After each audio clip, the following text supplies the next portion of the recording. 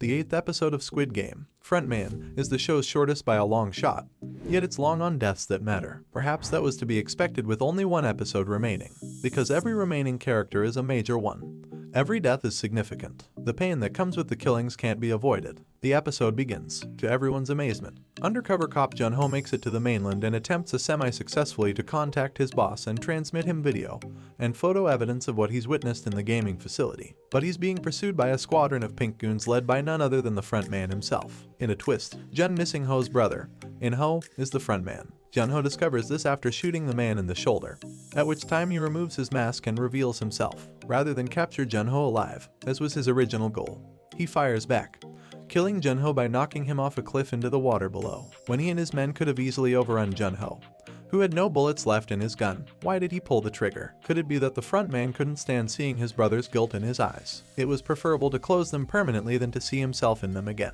Then there are Gi-hun, Sang-woo, and Sae-Byeok, the 3 surviving players. Gi-hun confronts Sang-woo about his, let's it what it is here, murder of the player in front of him on the glass bridge, whose proficiency with glass is what allowed them all to escape. Sang's strongest Woo's defense is that other guy could have been sharing what he knew all along, but decided to wait until he was in front of the line, and B, he could have stalled for so long that they all died. Gi-hun isn't buying it. We learn that Sae-Byeok has a large shard of glass implanted in her side, and her meager capacity to stem the wound is too little, too late.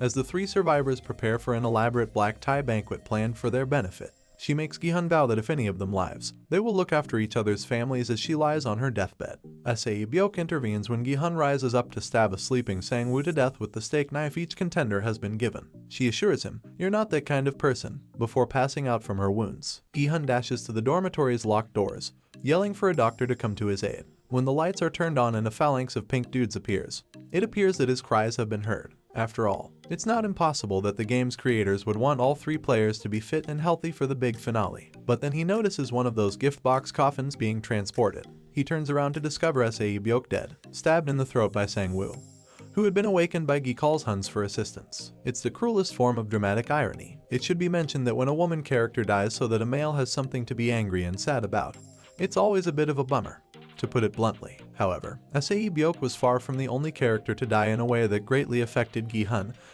or Sang-woo.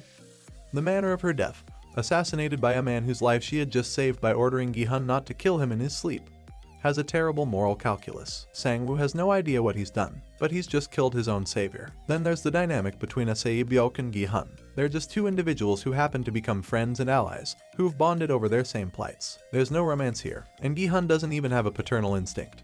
They're just 2 people who happen to become friends and allies, who've bonded over their similar plights. To put it another way, we believe Sae-Byeok's death is very dramatic and sad. Since this character was risking her life to save her little brother, she just saved Sang-woo's life as well. For such a good person, this fate was quite tragic. Whatever the situation may be, we're left with 2 players separated by the pink guards. This time it's for real. There can't be a final game if one of them kills the other. Wouldn't that be a letdown for the VIPs? I mean, we can't have that, can we? Gi-hun and Sang-woo are kept alive for the enjoyment of the wealthy, who regard them as nothing more than disposable toys. Thanks for watching, and subscribe if you would like to support our new growing channel. See you in the next video.